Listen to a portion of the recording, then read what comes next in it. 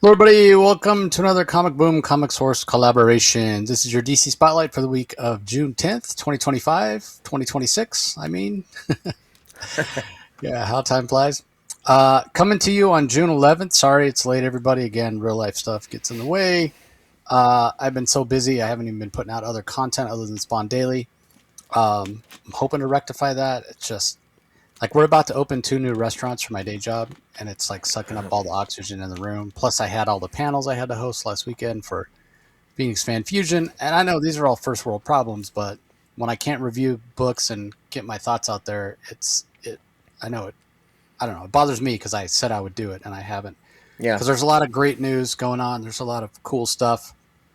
Mask number one from Skybound Robert Kirkman, Energon Universe had its blind bags yesterday. Don't know if you guys saw my comic haul video, but there were some mystery variants that were not copies of Mask number one. Yeah. First of all, similar to what they've done in the past, you could get a copy of a foil covered copy of Mask number two, which doesn't come out for a month. So you'd be that much ahead of the game. Plus, there was a reprint called Mask Origins that had reprinted some first appearances of them in the Energon universe. And then, most importantly to me, there was a ROM number one. ROM Space Knight, my favorite character, him and Superman. ROM was the first first comic I collected on a monthly basis. Like, That's awesome. it just, yeah. So it had a number one, and I wanted it so bad. And Mm. I actually, when I went to my comic shop yesterday, I forgot about Mask. Like, I was in a hurry because again, I'm so busy from the day job. So I just grabbed the stuff from my pool box, and I looked on the wall real quick, and I was like, no, I got everything, and I left. And then I was back at the office. I'm working, and I happened to see a post on social media came through on my phone. Somebody talking about ROM. I was like, wait, what? Wait, Mask blind bag? I forgot to get a Mask number one. I wasn't sure I was going to get any blind bags or not, but then I'm like, oh my god, okay. So I immediately went on eBay, and most of the ROM number ones were going for $50 or more. But I did find one that was like buy it now for $29, and with shipping and tax, it came out to like a little less than $40. And I'm like, well, there's so many. There's like 11 different Mask covers. Plus, you could get the Mask Origin. Plus, you could get the Mask number two, which wouldn't be bad. I could, get value at a reset. But my point being, Matt, how many copies of this, like $6.99 or $5.99, however much it is for the blind bag, how many copies are going to have to buy to try to get a ROM number one? Like, what the heck? Yeah. So, so when I got off work, I swung back over there to my comic shop, and I was like, I forgot about Mask. And there's a ROM number one, and one of the guys that worked there is like, yeah, I know. He's like, when I went to cut the box open, like I cut a little too Mm. deep, and I cut into a couple of the blind bags, and they were both ROM. They're both ROM. I was like, oh man, too bad you like messed them up. Is The way that that I like a was. new series of ROM coming out, or is that like just a back issue of ROM? Not yet, not announced. Not a, it's a one shot. It's a one shot. So Oh, anyway, I got cover A foil, and then I got two blind bags. And normally I don't open my blind bags, and I had a ROM coming, but then last night I was like, I want to review it, and I really want to read it more mm. than anything. And so I'm like, I'm just gonna open my blind bags on the off chance that one of them's ROM, and both of them were ROM. Both of them were ROM. So there, yeah, I was so excited. Like That's if you go awesome. watch that comic call video, I'm like, because I don't know what they are when I start recording myself, and Mm. I had them cut open, but I hadn't pulled them out. I pull them out, and I'm like, ROM, ROM. I'm sure the sound is like blowing people's eardrums out. But yeah, there's a little essay in the back that Kirkman talks about how he doesn't really have an affinity for Rom because he was kind of too young by the time it ended, but he was aware of him. And yeah, Mm. he's like a one shot. They had already planned on bringing Rom in because obviously it's Hasbro, just like the other properties, GI Joe and Transformers, whatever. So they're already planning on having him show up in Void Rivals, and then when they're thinking of cool stuff to do for Mask number one, Blind Bag, they're like, oh, this is a perfect time. We'll do a Rom one shot. So yeah, I read it. I thought it was great. Look for my review on it coming up pretty soon, the next day or two. But yeah, if you want, you didn't get the ROM number one in your mass blind bag. First of all, I'm sorry for you that I'm sorry about your bad luck. But yes, if you want more ROM, like Void Rivals 33, he's going to show up. But Kirkman was like, probably you want to go back and read like 32, maybe 31, 32, and then he's going to show up in 33. So he will be there. But I think eventually he's going to get his own series. That's my guess. But that hasn't been announced by Skybound. Maybe at San Diego Comic Con this year. But anyway, Mm. Absolute Catwoman, the other big book that came out this week. Also, the latest in consecutive, never-ending Marvel events. Avengers Armageddon, which I read up a little bit on. Chip Zdarsky's taken over Avengers, and I do think Zdarsky is one of the more talented writers they have over there, along with Philip Kennedy Johnson and Joshua Williamson, although Josh is just doing Iron Man. But anyway, it made for a big week. This is the most I spent on comics in quite a while. But Absolute Catwoman, big book everybody's talking about from DC. There were plenty of other great DC books as well. And overall, I thought it was a pretty strong week.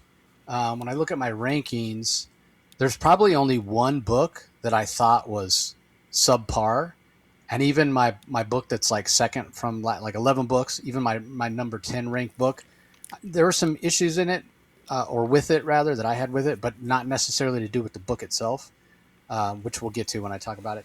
But man, everything else was really good. I really enjoyed it, so I thought overall it was a pretty strong week. What did you think, Rocky? Yeah, as I said, all the comics this week. Well, all the comics this week, I guess, were good. I say again, though, I am expecting more for some of this. This was generally an easy top 5 for me. My 5 or 6 titles was an easy choice for me, but there were some where I thought were, I still thought were sort of a little bit mediocre. I thought so. In terms of like a super strong week, I wouldn't say agree it's a super strong week, but the titles that my top 5, I really quite enjoyed, and we'll get into it. I'm kind of looking forward because like I say, it is a very interesting time, and it's interesting because of what DC's doing. It's great to see an absolute title, another one from DC, and also I'm checking out Marvel's. I've had a void in Marvel, and now that the Ultimate line sort of ended, now with Chip Zdarsky's Armageddon Avengers, I did put that on my list because I'm a fan of Chip, and unlike some people, I have a soft spot in my heart for his Batman. To be quite honest. Most of his Batman run, not all of it, but in any event. So it's like I said, it is kind of an exciting week overall because there's a lot of variety out there. Yeah, with the exception of him jumping from the moon, I enjoyed most of it as well. I would say for me, like from 7 down, like what I have at 6 and 7 easily could have been in my top 5. So yeah. All right, well, let's kick it off with a next level book. Fury of Firestorm. We're up to issue number 3. Now we know that this was initially planned for 6 issues, but they did extend it to I think 10.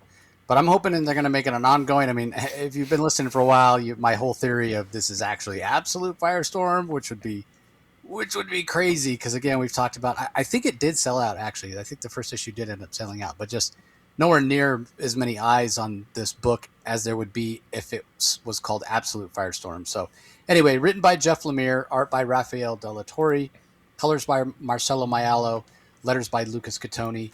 We get the origin of Firestorm here, which is a little bit different than the traditional origin of Firestorm, but they've kind of messed with it over time to make it a little bit more interesting. So this origin does make it seem like Professor Stein is a little bit more malevolent, I'll say. You know, he kind of manipulates Ronnie into being in the wrong place at the wrong time, or in Professor Stein's mind, you know, the right place at the right time, because he wants Ronnie's physicality, but he doesn't trust Ronnie with the power that this Firestorm is going to have. But unbeknownst to Professor Stein, the fact that the Firestorm Matrix itself is sentient, and we learn that basically the Firestorm Matrix wanted to manifest Firestorm again. And so just like we've seen recently, because I talked about it before on previous issues, covering previous issues of this Firestorm run, about how we've seen Firestorm in Justice League Unlimited, and there didn't seem to be anything untoward going on. Like, he seemed to be in control and he was fine, or what have you. But apparently, between the last time he showed up in Justice League Unlimited, because I think that's the last time he was on the page outside of this series, in between that appearance in Justice League Unlimited and the beginning of this, Ronnie Raymond discovered that Professor Stein manipulated him, that he purposely caused them to become Firestorm. And so then when the Firestorm Matrix went to manifest Firestorm, Ronnie did not allow Professor Stein to become part of Firestorm. It wasn't the two becoming one. And apparently, because it's just Ronnie, he's not in control, right? So the Firestorm matrix itself is in control, but that's an entity that is not human, so it doesn't have compassion or feelings or regard for human life or any of that. So, the first issue, it starts off so horrifically with this version of Firestorm killing a bunch of people, turn them into glass or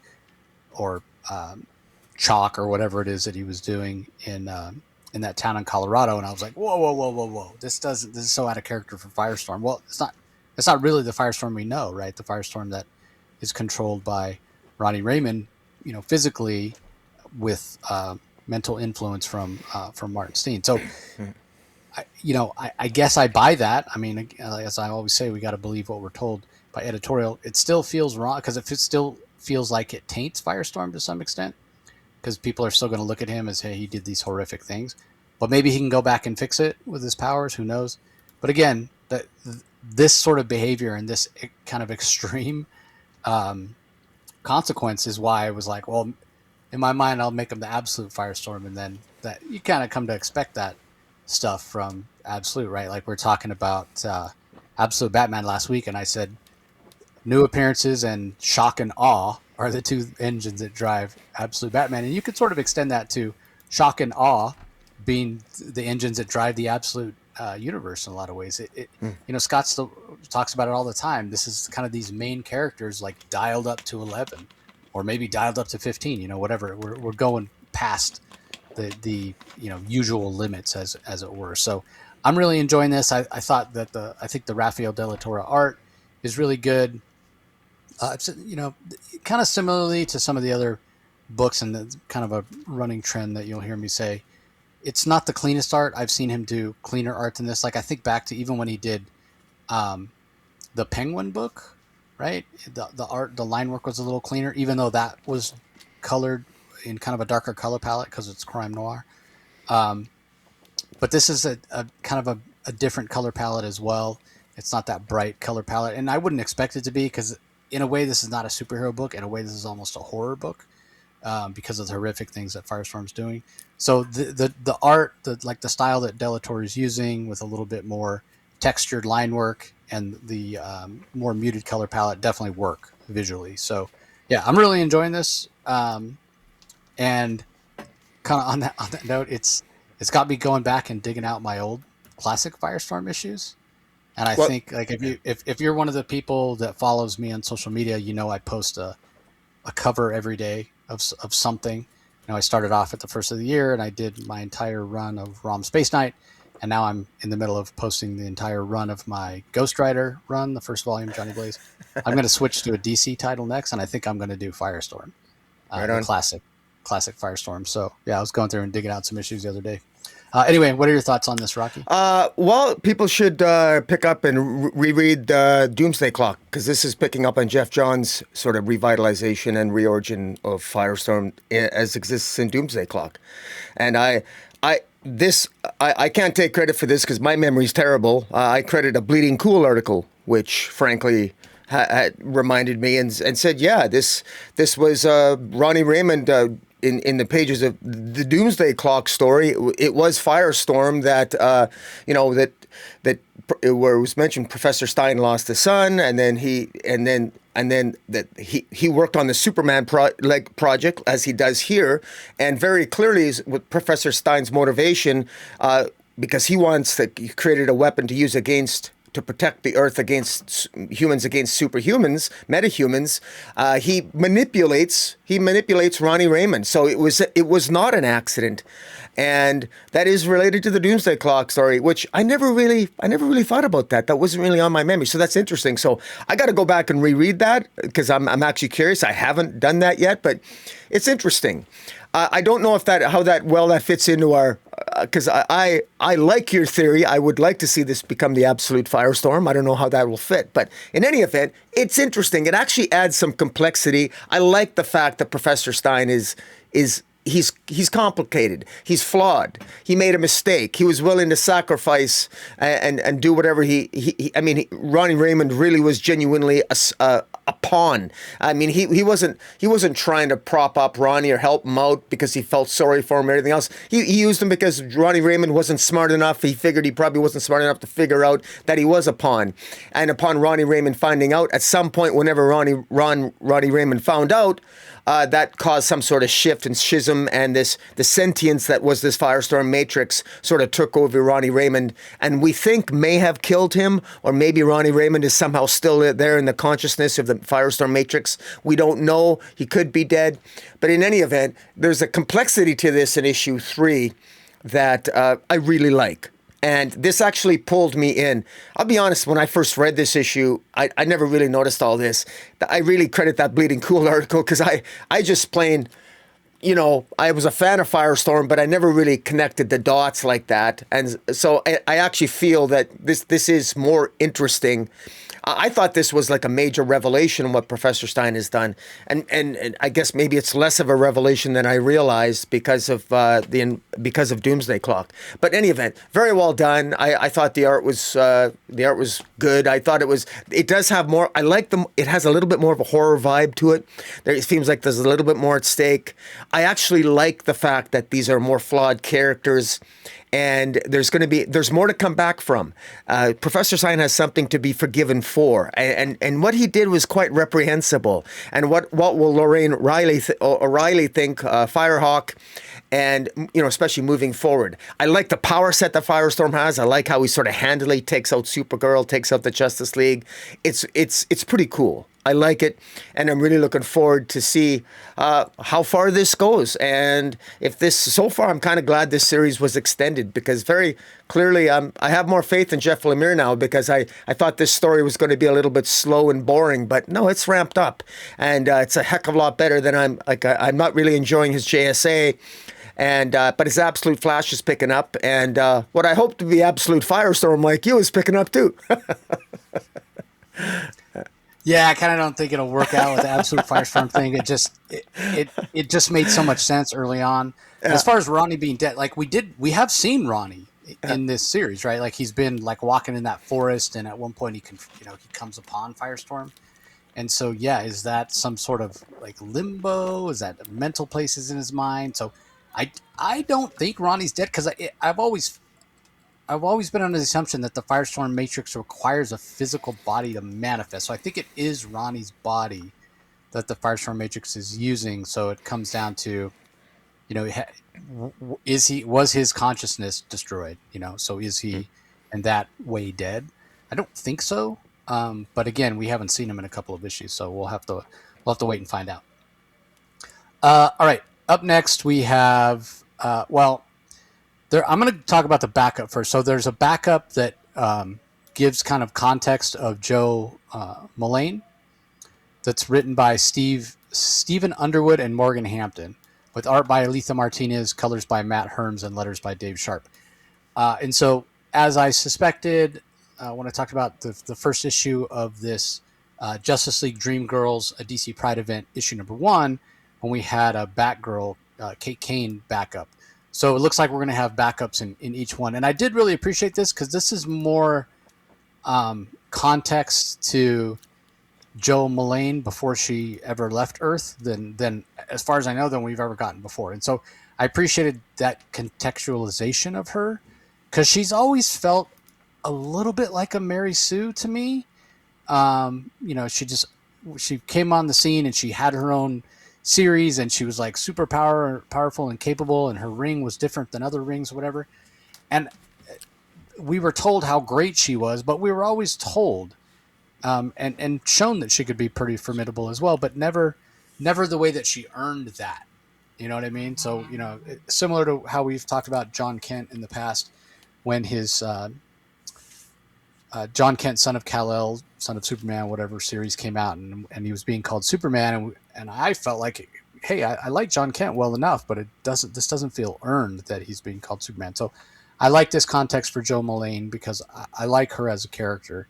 And now that she's playing off other Lanterns in Green Lantern Corps and the Green Lantern series, I feel like I'm getting a kind of a better understanding. She's becoming a more likable character. In terms of the main series, written by co-writers Jadzia Axelrod and Nicole Maines, and various artists on this issue as well. And that's going to be the case throughout the series because it is a weekly series, right? So we have Brandt and Stein, we have Vincent Cecil, we have Steven Sadowski, Joe Quinones, and then Dan Jurgens penciling with Norm Ratman inks. For colors, we have Darla Kelly, Trish Mulvihill, Hi-Fi, Vincent Cecil, Joe Quinones. And then for letters, Jody Troutman and Frank Sidovic. So a lot of people working on this. And I will say I did not quite enjoy this the second issue rather as much as I enjoyed the first, even though we got a little bit more context in the real world for sort of how the Justice League sees these two characters. They definitely seem to give Galaxy more of the benefit of the doubt than they do Dreamer, which you can kind of understand. You know, Dreamer having worked with Amanda Waller to overthrow Gamora and what have you. But everybody knows, or at least I think everybody knows, definitely John Kent knows, and I don't know why he wouldn't tell everybody else, that Dreamer was trying to, you know, get out from under the thumb of Amanda all along. I think Green Arrow is the one that reminds everybody, hey, we both were there working for Amanda Waller. We both were trying to find a way out. Her parents were, kidnapped, being held hostage by Amanda Waller. She didn't really have a choice. But I don't know, there's not much grace from the Justice League, which is really interesting to me contextually, right? We talk about in the regular Justice League Unlimited title right now, these villains getting amnesty. Are you telling me that what Dreamer did is worse than the things that Starro or Lex Luthor or Giganta, you know what I mean? Like it just doesn't make sense. So, but setting that aside, I am still enjoying this. But for this particular issue, the first few pages where we get context of how the Justice League is feeling, and there's a great interaction between Oliver Queen and Connor Hawke, and then we shift back into kind of these characters that we've seen throughout, you know, as we've seen them throughout, both Galaxy and Dreamer as sort of other heroes, right? So in this case, in the first sequence, we have Galaxy as Green Arrow, and we have Dreamer as a lantern. She kind of looks like a blue lantern, but the way her power seems to work seems to be more of a Green Lantern, like with, you know, using willpower or what have you. Yeah. But then where did the issue really? Then we also get Dreamer as Zatanna and Dreamer as John Constantine, which I thought was a really good choice from Maines and Axelrod, because when we get that, that's when Dreamer really starts to turn morose. And even to the point of within this dream that they're in, Dreamer forcibly ejects Galaxy from it. Like it's almost like she wants to die. She wants to commit suicide. She's not happy with the way her life is gone, and she feels guilty for having worked with Waller and what have you. And so she's giving herself no grace, really. And it's kind of a powerful moment. And I think, and I could be wrong, I'm just speculating here, but I think in a way it's sort of analogous to maybe how people that are part of the LGBTQ community, people, you know, that aren't heterosexual, may feel about themselves at times, because they don't feel accepted by whoever, either their, you know, close family, their friends, society at large, what have you. Like they feel like there's something wrong with them, there's something broken, and that's simply not the case. And I don't think it's the case with Dreamer either. So I'm drawing that analogy. I mean, this is a Pride event book, and so maybe the writers are heading in that direction so that it'll be sort of relevant and recognizable for people that are in that community. And you know, I imagine we're going to have a happy ending. I'm not speculating at all when I say there's no way DC's going to kill Dreamer. She's just too good of a character. And I'm impressed by the writing work of both Nicole Maines and Axelrod here, even though I continue to not, I'm not a fan of Galaxy, but I will say that she's becoming less annoying. I am starting to enjoy her a little bit more in this series. Yeah, Before she just, before she was just sort of, I don't know, her personality just bugged me. Like she was sort of just annoying. There's no other way to put, not obnoxious, but just something about her just bothered me. I didn't enjoy reading about her, but maybe it's her concern for Dreamer and her willingness to stand up for Dreamer that is kind of winning me over. But regardless, this is pretty good. I will say a lot more artists on the second issue. Like I was mentioning, I read all those names, and you feel it. You know, the art does feel a little wonky at times. I mean, it's interesting that, okay, if you're going to do a weekly event, you need multiple artists, and it is shifting through sort of different types of dreams. You know, they're shifting between being, in this case, Green Arrow and Green Lantern to Zatanna and John Constantine. And so you can use a different artist and it's not as jarring. But it's still, there's so many artists here that it does at times feel a little artistically like a roller coaster. But is this in your top 5? No, it's not actually. Okay. But it could have been. It could have been. Oh, okay. But yeah, I fell prey to that thing that we're not supposed to do, talking too much about. Yeah, this actually came in at number 9 for me. Oh yeah, this came in at number 10 for me. But anything else to add? I like sort of like the cosplay. I like the fact that I found it humorous. I thought at a time it was kind of funny watching Dreamer and Galaxy basically play cosplay. And just to explain to people, the central story is that the Justice League villain called the Key is actually inside the mind. Dreamer and Galaxy are actually unconscious through most of the issue. Dreamer's unconscious throughout the entire issue. And the Key is trying to basically probe into Dreamer's mind because there's some key in there that he needs to unlock the Ashkaji records that he wants, which are ancient records that he thinks is going to contain a secret to help him destroy the Justice League. So that's sort of like the premise, and then that allows us to go into Dreamer's mind while she's in these different identities. I have to just make a comment. I was really surprised, like. Dreamer looks and you mentioned it, and like I know nothing about how being a trans person or what they go through. I don't, and I was taken aback when when Dreamer made the comment about. She made a comment about what's between her legs and about clearly she's judging herself. She's more self-conscious about the fact that she's trans than any other member of the Justice League appears to be. So maybe this is an angst that trans people go through, like you said. I've said this before about comic books, especially when it comes to these LGBTQ issues. This is educational to me as a heterosexual male. If this is the angst that she goes through, I can see, if she feels downtrodden and pressure from all the stuff she's gone through plot-wise. Honestly, I don't think, does Green Arrow even know she's trans? Does he care? Probably not. Unless she tells people, she looks female. I can't tell a trans person by looking at him. So I say that because I think a lot of this angst, is self-inflicted because she's so hard on herself as a character, and that's undoubtedly something that I'm assuming that LGBT people go through because they're afraid of that judgment, and sometimes it's absolutely, I'm sure it's legitimate that they actually get that discrimination. But I thought it worked. I felt it a little bit sort of enlightening for me, and I did get something out of this issue.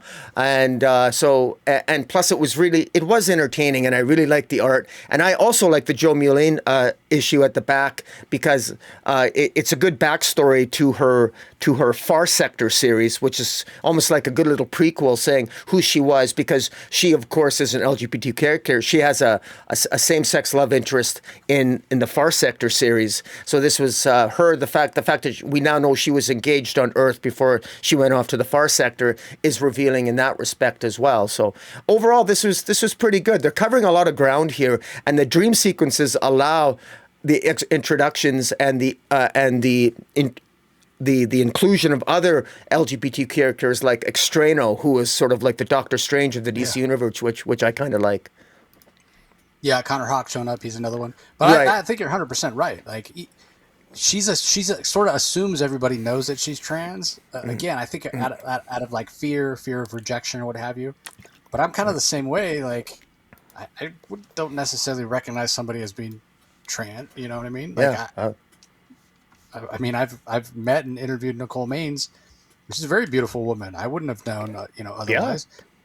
So yeah, it's kind of interesting because I'm sure that even if it's subconscious, Dreamer in the back of her mind is thinking that some of the rejection from the Justice League is because she, yeah, she is a transsexual person and not worthy of love or whatever. Again, very very topical as it were. So, all right, up next we have Green Lantern Corps number 17, fantastic issue.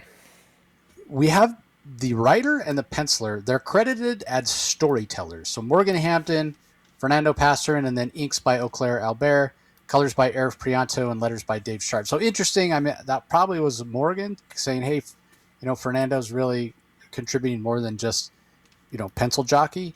So I did appreciate that. It's called Black Hole Sun. Kind of similar to how we were just focusing on Dreamer and some trauma. This one focuses on Guy Gardner and some trauma. There's a disclaimer on the first page about it showing some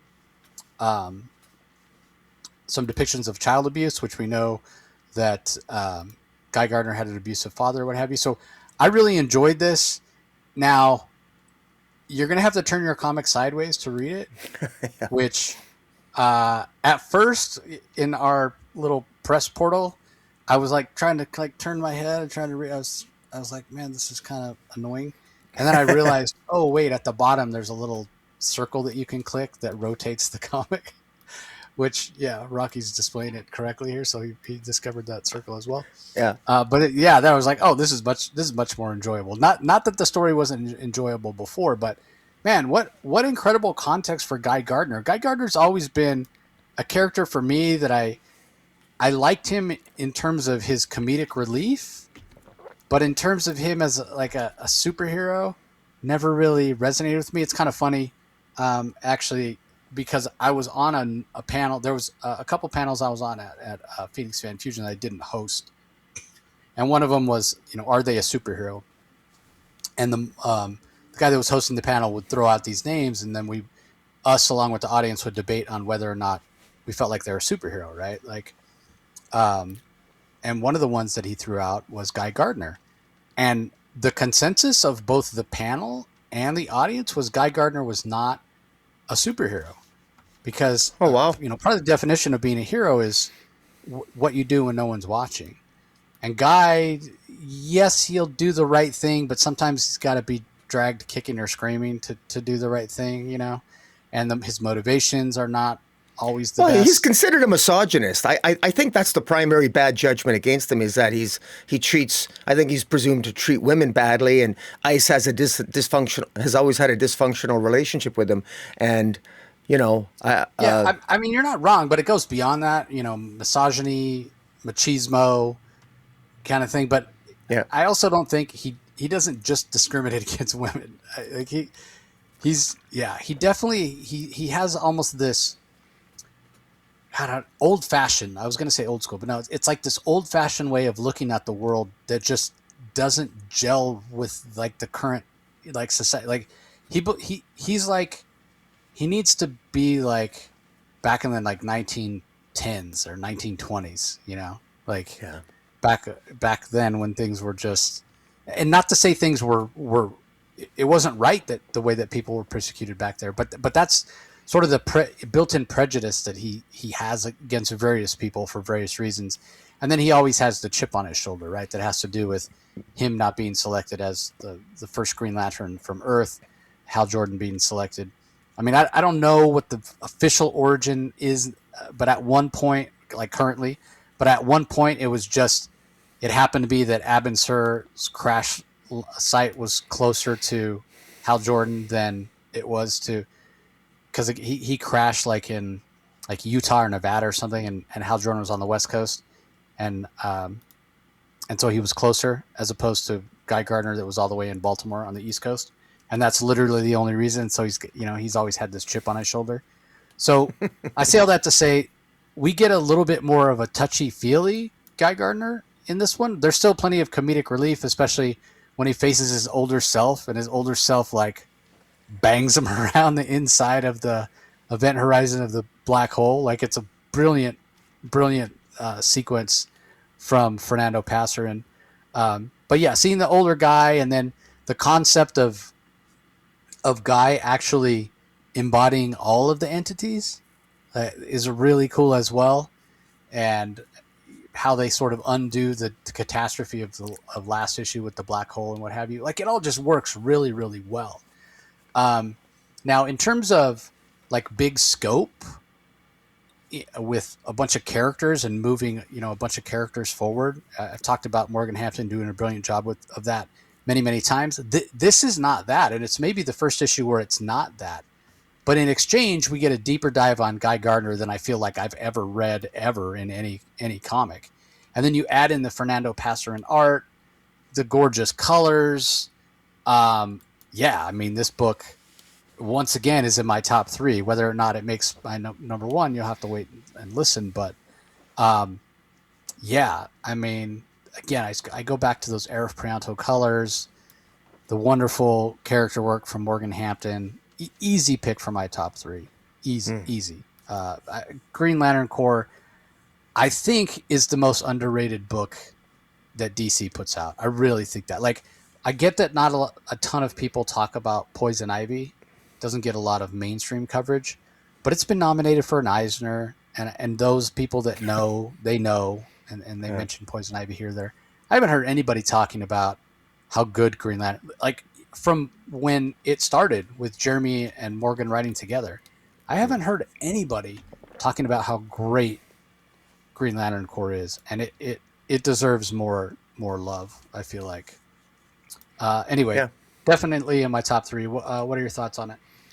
I will say that one of the things about Guy Gardner that I got out of this issue was it does feel like Morgan Hampton is trying to do a little bit of redemption. He's trying to clean up Guy Gardner's character a little bit, and I think to some success, quite frankly. He is the all-seer. Nobody thinks of Guy Gardner as a wise guy or like a wise man. He's the wise guy, not the wise man. And I personally, I hate the phrase toxic masculinity. I don't believe in it. I think there's just masculinity, and there's guys that aren't jerks, and there's guys that are jerks. But I think Guy Gardner is, in many ways, he's always been the bully. And in this issue, we see when as a young man, he had a terrible dad. And he sort of comes to terms with that. And he has to come to terms with that in order to best use the spectrum and best come to terms with his own emotions so that he can find the other emotional entities in the emotional sanctuary or the emotional expanse where he's in, because he needs to obtain those emotional entities, convince them to come back with him, and to essentially utilize the space-time conundrum that results in order to travel back in time and prevent the catastrophe of the death of the star. And so Morgan Hampton, it all makes comic book science sense and just in all the good ways. And yeah, it works. And I have to say, I've never been a Guy Gardner fan. I relished Human Target when Tom King did all kinds of cruel things to him. It didn't bother me in the bit, still doesn't. But at least in the mainstream universe, I think Guy Gardner has spent decades being getting the end of the stick. So he probably deserves a little bit of redemption here, and thanks to Morgan Hampton, that's what's happening. Yeah, fair enough. And once again, I've forgotten about the variant covers. Apologies. But yeah, go back to Firestorm. You had it on the screen, and I still didn't even notice. There's a Todd Knock Fury of Firestorm cover, which is really, really fantastic, really great. I didn't pick that one up. I didn't even realize, because I think I ordered the regular cover. So I'll have to wait and see when it comes in for my DCBS order. Yeah. And then the Phil Jimenez connecting cover you got it there in the middle. I mean, yeah, nice. I saw somebody posting on social media this week, just yesterday actually, about their one of their dream people to meet is Phil Jimenez, and I was like, I highly recommend meeting Phil. He's a fantastic guy. I said it last week. I've never seen art from Phil that I didn't like. Yeah, and that's the case with these connecting covers. Plus, he's just such a genuinely nice guy. Well, he's so good at channeling his inner George Perez, and he's got his own style in his own right. That's fantastic. Yeah. But he has that just a little bit of flair, that Perez flair to it that I just love as well. So, yeah, he's fantastic. And then you had just had the covers up there. for this Green Lantern Corps. They're doing these Green Lantern Corps covers where, like Larfleeze was on there I think it was last month, where it said Rage. This time it's Sinestro with Fear. And it's just a black background and then just the character. And they're really slick looking for sure. All right, let's go ahead and move on. Up next, we have Barbara Gordon Breakout #2. Whew, this one was rough. I gave this series the benefit of the doubt. You didn't care for the first issue at all, and I gave it the benefit of the doubt, and I defended it a little bit. But this second issue is really hard to defend. So, written by Mariko Tamaki, M&K Nahalapan on art, colors by Tamara Bonvillain, Ariana Mayer on letters. Similar to what I was talking about before with the art. Like, I've seen M&K's art look so much more clean than this. And I didn't think the colors were particularly great either. But set that aside, this is just a bit of a throwaway issue. We saw her get the crap beat out of her last time, or it ended with somebody coming to her cell. Turns out she gets the crap beat out of her. Like, she's got a bunch of stitches, a concussion, a broken wrist, all these lacerations, whatever. And then supposedly the person Sparrow in the prison infirmary, who's supposed to be taking care of her, and even says, "Hey, we got to get you out of here because we don't want the guards. You're in danger here." Puts her back in her cell, like that's safer, and is supposedly giving her these painkillers, which are causing her to hallucinate, and actually is working with Dye, the kind of the shot caller for the female prison, and that's basically it. It feels like a wasted issue in a lot of ways, and it had me feeling like, man, maybe Rocky was right. Like, what's the point? Who asked for this? What's the point of this? Like, we get a little bit of context of, yes, she wants to be there. No, she doesn't want to be rescued, because we do see an interaction between Jim Gordon and Nightwing. But it feels like such a plot device. It doesn't feel like, to go back and talk about, a character kind of earning their situation.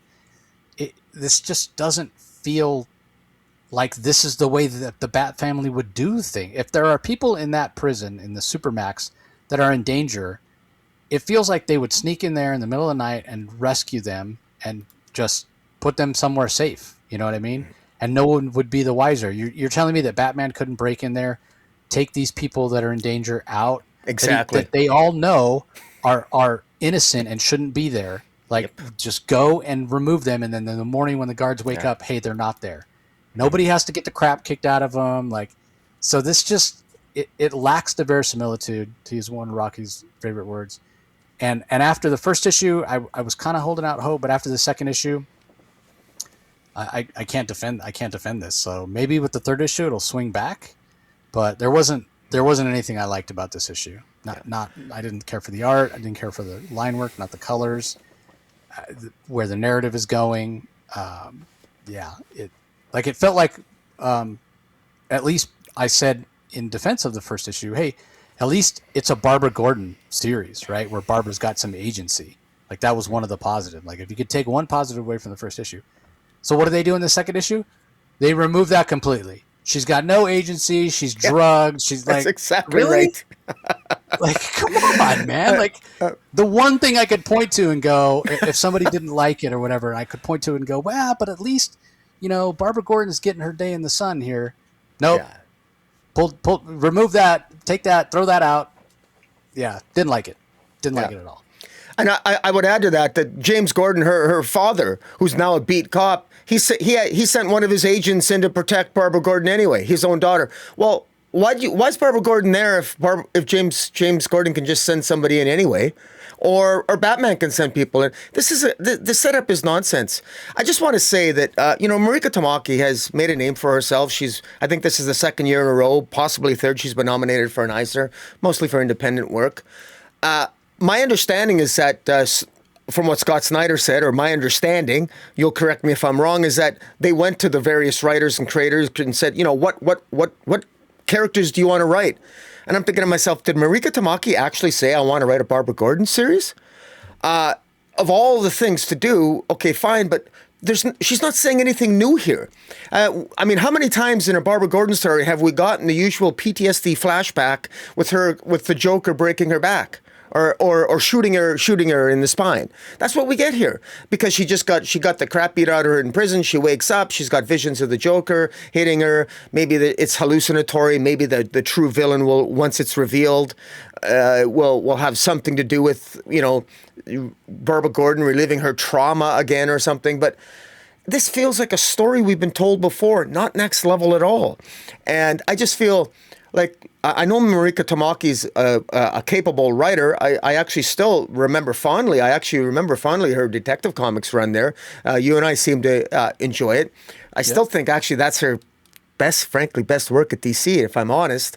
I even liked she even did a story similar with the Huntress trapped in Arkham Tower, which was more exciting than this. So, in any event, I'm disappointed in this too. Maybe it'll pick up. I mean, we'll see. I mean, I'm not buying the physical copies though. But I won't buy the physical copies. But I do got to give a shout out. I might do a cover buy. Right in the middle here, I'm showing, I think it's either cover B or maybe a cover C. But I love it shows all the prisoners dressed in orange, and it's a really nice variant cover. I don't know who the artist is, but it looks really gorgeous. Matteo Scalera. Yeah. For his work over at Marvel. Yeah, it looks really good. Dan Mora cover behind me. Like her eyes are all beat up, and then there also is a Jeffrey Spokes variant as well, which very beautiful. I'm not buying any copies of this either. Not as much. I mean, I would be tempted to pick up that Scalera cover or maybe the Spokes one because they're really, beautiful looking covers. But it just can't justify it with what's happening.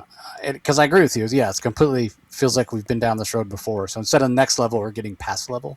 Yeah. That's not what I signed up for. Yeah. All right. Let's move on. Did you say where you rank? Well, I guess we can do that. I know this was. I put this dead last for me. Yeah, and I don't know if I said it, but it was dead last for me as well. And that was kind of an easy pick. Yeah, this was the one book that I did. Yeah, that I did not enjoy this week. Yeah. All right. Up next, we have Emperor Aquaman number 18, written by Jeremy Adams. Getting a little bit of a team up of Aquaman and Green Lantern. Different artists this week. Our month. Paulo Vianella does the art. Rex Locus on colors. Dave Sharp on letters. And basically, we get Aquaman captured, and Jeremy Adams is leaning into some former concepts of his, namely the what is it? The Wham Bam. I can't remember the name of it. Whatever the wrestling federation with Bam Man. And their security, and it's so funny. Like he shows up, like the head of the security for that shows up, and I'm like, wait, he's a Green Lantern? But no, they're wearing green, but the lantern is turned sideways, and Hal Jordan is captured by them as well, and basically they are out there saying we're taking over as the peacekeeping force in these part of the galaxy. They don't need your lighthouses, Aquaman, and stay away. You're not allowed here. Aquaman, of course, immediately goes there to find out what the hell's going on, gets captured. And Hal Jordan is there as well, and this is going to tie into the next issue of Green Lantern. And he has just a little bit of a charge left in his ring, enough to rescue Aquaman, but then they're kind of stuck. They're on this planet, they need to escape or what have you. They steal a ship, and they're immediately surrounded by the enemies. Aquaman uses his powers, uses his connection with the blue and his power over water to push all the remaining drugs out of his system, and then goes completely berserk in terms of using his power. Because again, this is how Green Lantern, unpowered, like his ring has no charge, so he can't help in any way. And he's also not used to Aquaman with this level of power. And Aquaman makes pretty short work of this fleet of ships that was after them. And what I loved about it is, for the first time, Aquaman is like verbally acknowledging just how powerful he's become. Like he tells Hal, I've got all these abilities. I haven't yet found a limit to something that I can't do. But once he makes really short work of all the, this entire fleet of military ships, he sort of realizes for the first time that maybe this level of power is not a good thing. And much like this is the first time that Aquaman sort of broaches it that way, it's the first time, at least myself as a reader, I've looked at this and gone, oh yeah, maybe Aquaman, mortal being or whatever, shouldn't be wielding this level of power, which is interesting, right? Because I've been celebrating, yeah, Aquaman's becoming the most powerful hero in the DC universe, and no one's paying attention to what Jeremy's doing, and so he's getting away with making him more powerful than Superman. Like, remember Superman punched him recently, and he just kind of looked at him like, yeah, like thanks, thanks for the love, yeah, thanks for the love tap. Like, it didn't even like, wait, what? So yeah, but there may be a dark side to this power level that Aquaman's getting, and that's brilliant, right? Like, hey, build him up, make us fall in love with the fact he's got all these abilities, and then Jeremy doesn't pull the rug out from under us, but just subtly like, well, hang on a second, are we sure this is a good thing? I mean, he's already sort of distancing himself from his family because he's so obsessed with creating these lighthouses to protect, based on whatever vision he's getting after the KO tournament, right? Like, we know all the heroes that return, they all have gotten these different visions about terrible things that are going to happen in the future. And so even though Aquaman wasn't the one that won the KO tournament, even though I wanted it to be, right? And there were reasons for that. We found out that he was contaminated and corrupted, and he wasn't able to use his full abilities. Full power, yeah. Maybe when Darkseid comes back, because we know Darkseid's coming back, yeah, Aquaman would be the one that finally. I mean, it won't happen, right? Like, I get that Aquaman is from the Golden Age and he's been around a long, long time, but he doesn't.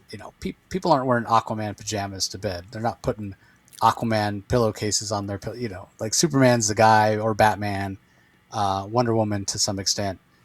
But it would be cool because Jeremy has leveled Aquaman up to the point where he's just as powerful, more powerful than Batman for sure. But it was interesting this issue to have it, to have him say, maybe this isn't a good thing. So I really enjoyed this issue. It came in at number 4 for me. I thought the art by Villanella was fine, but I'd be lying if I didn't say I didn't miss John Timms. Like, I think John Timms is the perfect artist for this book, but he can't do every issue, and I get it. So I thought Villanella did a great job filling in. But it might have brought it down just slightly for me that it wasn't my preferred artist on the book. But this wasn't in your top 5, Rocky, but anything to add? Yeah, I really enjoy the humor. Of course, this involves Aquaman traveling through the blue, going to the various lighthouses that he set up across the universe as a result of the visions that he had following the Omega tournament.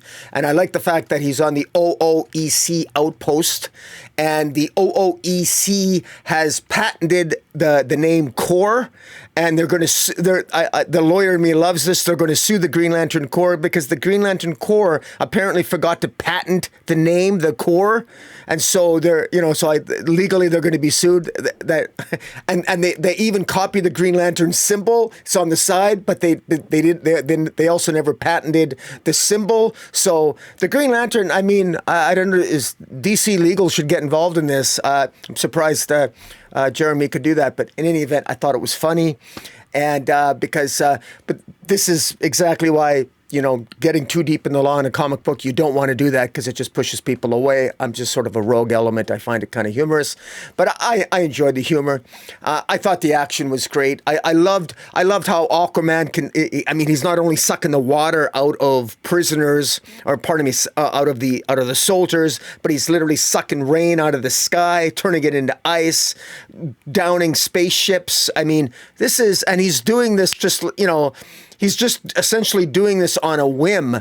And what else is he capable of? I mean, water exists in everything. I mean, it's the perfect science superhero power to have. And it's nice to see Jeremy Adams sort of using his imagination, coming up with different scenarios upon which Aquaman can utilize it. And I love the fact that Hal Jordan is the perfect person to give, even though Aquaman never directly asked him for advice, Hal Jordan knows what it's like to have unlimited power. He was Parallax for a time. He knows what it's like to underestimate your own power set, your own abilities. Now Aquaman's going through the same thing. So it was kind of a good pairing that Jeremy put these two together, because these heroes, they're experiencing the same sort of hero's journey, but obviously at different times in their life. And I think for us longtime readers, we can more appreciate that. And of course, Jeremy Adams is the perfect writer for that because he knows these characters and he knows how to tell a good tale. Yeah, I loved it too. I'm not a lawyer, but yeah, the whole idea of the fact that the Green Lanterns never, patented their stuff, and so this guy, he's the associate vice president of the Omni Omega Entertainment Corps security detail, right? So that's what Omega Bam Bam's, part of that wrestling whatever. So yeah, the OOEC. And then when he's talking to Hal Jordan and is offering him a job, and like if you don't, we'll give you wonderful severance package, which if I remember correctly is a quick death and a burial, which your family will have to pay for. But yeah, he invites him to become part of that. What's it called? Let me find it here because it's really funny. The Corporate Orbital Reconnaissance Patrol. Yeah. And Hal Jordan's like, wait, the Corps? You named yourselves the Corps? Yeah, really, really great from Jeremy. So good stuff. A couple great variant covers as well. Nathan Zerdy there in the middle. There's another cover that I'll shout out that's from Stephanie Hans where Aquaman's sort of surfing. That's really cool as well. All right, up next, this one is not in my top 5. Also wasn't a big fan of the art in it. But Action Comics number 1099 from Mark Waid, Patricio Del Pesce and Skylar Patridge are credited as artists. And I think Skylar's doing a fantastic job, but you can really tell when it switches over to Patricio. Those are the pages that I wasn't a big fan of. Then we've got Yvonne Placencia coloring the pages that Skylar draws, and then Del Pesce is coloring himself, and then we have Steve Wands on letters. So again, this was just okay. I am enjoying this arc overall, this sort of time travel arc with Epoch and what have you, but that shift in art kind of threw me off. And although it makes sense and I can buy it, Clark at one point kind of throws a tantrum, which felt a little bit out of character, but at the same time, it does make sense for the story, but it feels more like something a 6 or 7-year-old would do. But I get it. Mark Waid is trying to show the growing pains of becoming Superman. So, but yeah, this was pretty low for me. Probably the lowest issue of Action Comics I've had in a while. It only came in at number 8. So yeah, it came in at number 9 for me. But I do like there's a great amount of innocence about this. Clark losing his powers and actually loving and enjoying being human, feeling human. Especially when Lana just touches him. I never really thought of it from Superboy's perspective. I guess at least the way Mark Waid describes it, Superboy actually feels his own skin feels like steel to him too. And so when Lana touches him, and he feels softer. So it's a different. Superboy seems to have a different. Clark seems to have a different physical experience interacting with the people around him. And I thought that was very interesting because, you hear when you have super senses, how does that change your perspective of the world, how you see things, and suddenly you're human. And you think that might be jarring. And at first it was for Clark, but he grew to love it. And it makes sense because Superman, young Clark Kent's experience being literally human without, or a non-powered Kryptonian actually heightens his love for humanity, and that plays itself out. And of course, the rest is sort of a typical time travel tale. Booster Gold, Martian Manhunter, Mary Marvel, they begin to disappear because the time has been impacted. But I thought that it feels a little bit tropey, the story, but it was not bad. And I don't mind the art, but it wasn't. It had a lot of competition this week, so it couldn't come close to my top 5. Yeah, fair enough. All right, up next, the book that everybody. Oh yeah, there is you had it right there on the screen. There is a movie variant. I think Supergirl movie variant is probably going to be the one that everybody's trying to grab. I didn't really think any of the other variant covers really stood out, but I just want to give a shout out. I want to give a shout out to the Supergirl covers. First of all, I just want to give my little a very 20-second rant against naysayers to the Supergirl movie. Go to the Supergirl movie.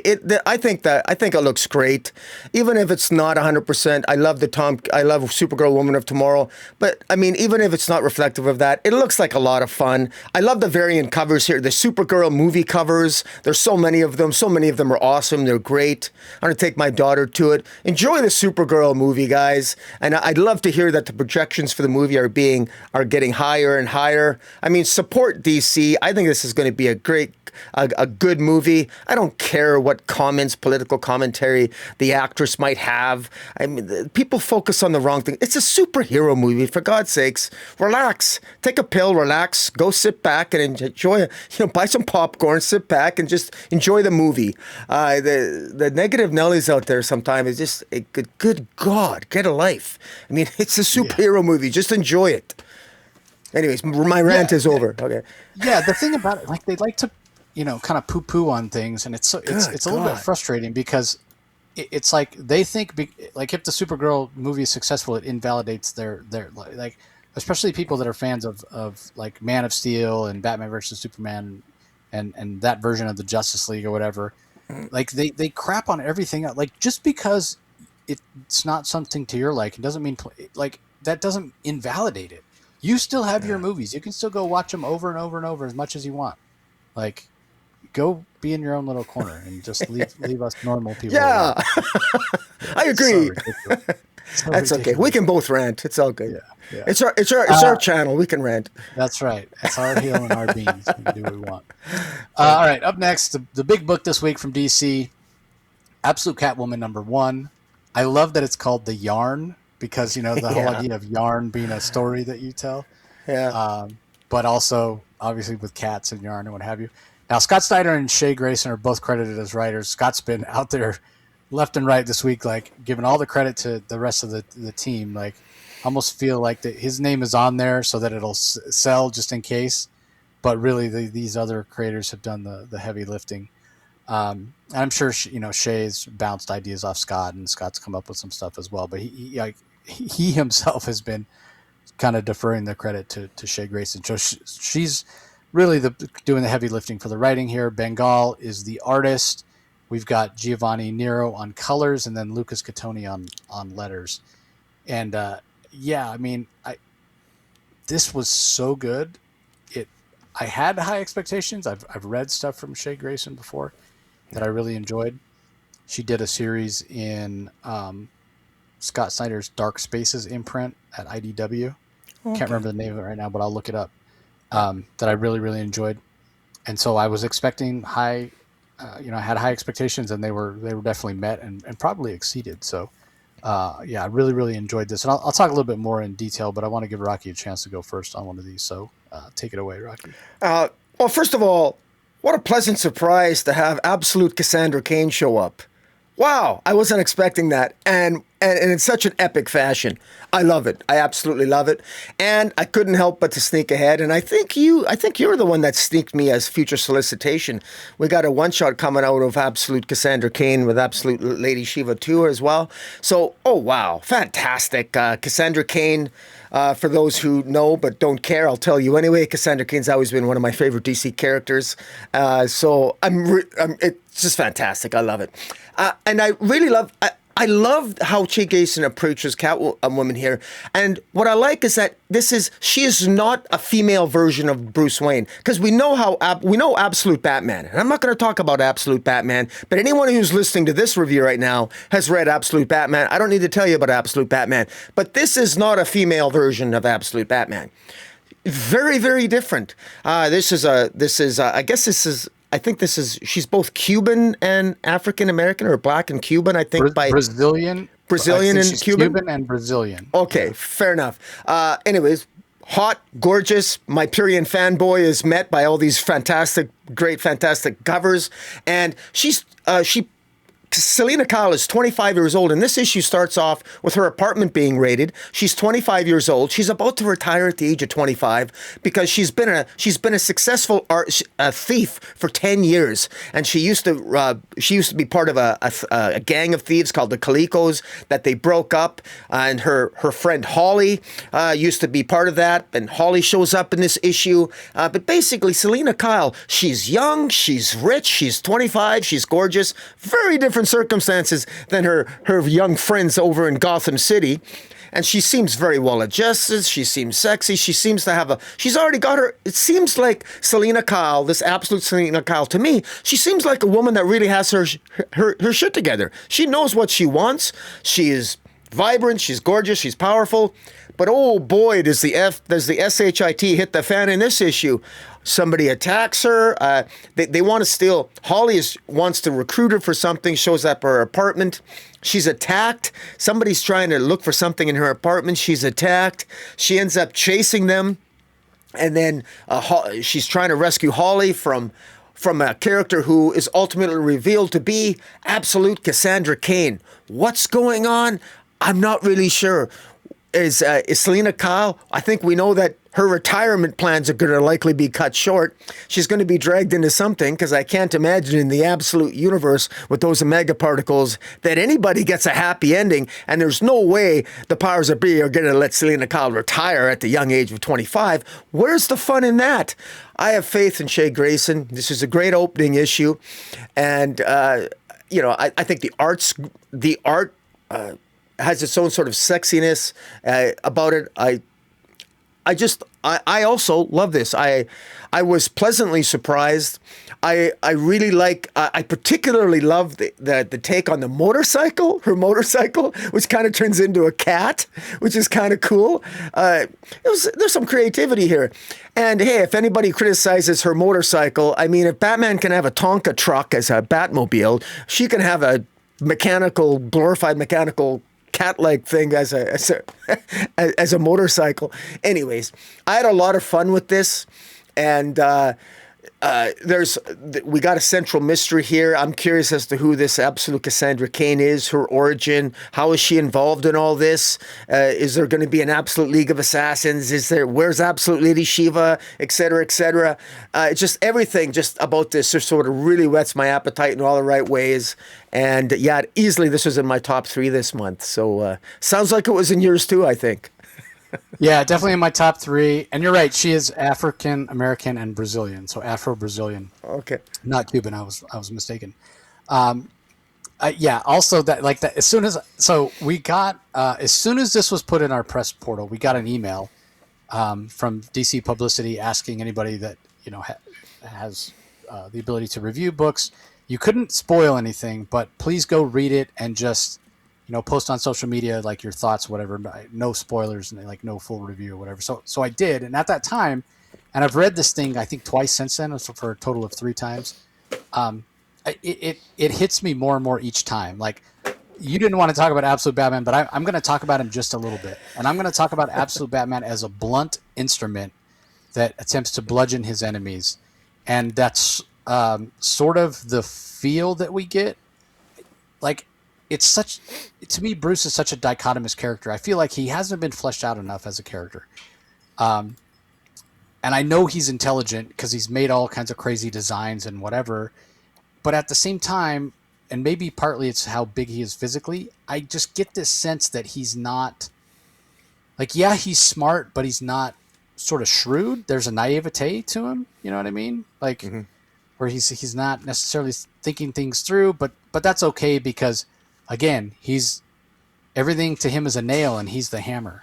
So even if he can't outthink somebody and he gets himself in a situation, he's powerful enough that he'll just kind of go through the wall. He might not always figure out the best way to go around the wall, but he'll just go through it.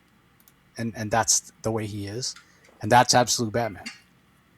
Absolute Catwoman is that smart, is that intelligent. She's not going to go through the wall. She's going to go around the wall, or she's going to go over the wall.